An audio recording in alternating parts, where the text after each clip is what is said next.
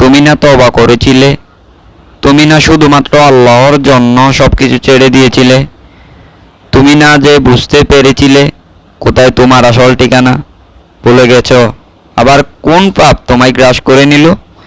তুমি তো সেই যে নিজের পাপের প্রতি অনুতপ্ত হয়ে সেজদায় পড়ে অজয় কান্না করেছিলে। তাহলে আবার কেন দুনিয়ায় ঢুকে পড়ে গেলে? কেন ভুলে গেলে কোথায় তোমার আসল গন্তব্য? তুমি কি হার মেনে নিয়েছো নফসের কাছে?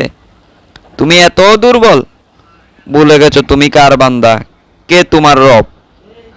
তোমার রব তো সর্বশক্তিমান, সর্বশক্তিমানের বান্দা কখনো দুর্বল হয় নাকি? মৃত্যু পর্যন্ত লড়ে যাও তুমি, শয়তানকে দেখিয়ে দাও তোমার ইমানের পাওয়ার।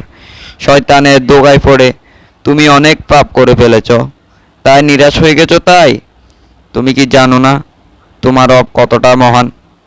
তিনি তো তোমাকে ক্ষমা করার জন্য বসে আছেন। তাই ফিরে আসো সেই রবের দুয়ারে, যার দুয়ার কখনো বন্ধ হয় না।